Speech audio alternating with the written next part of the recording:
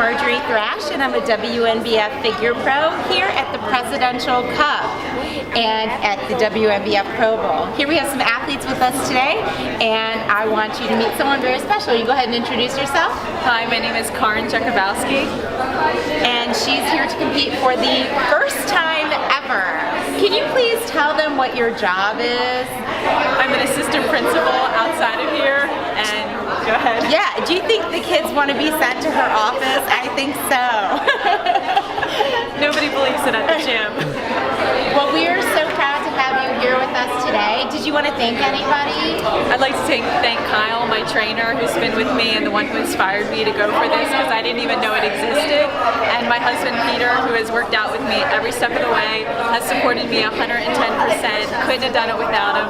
And it's amazing once you put your mind to something and realize you can do something you never thought was possible. And it's a miracle to stand here today. So whatever you're thinking of doing, I hope you take a step towards it today, because it's the best thing, fulfilling your dream like that. See, and you just need to bring that to school and show the kids what it's all about, right? Yep. If they only knew. If they only knew.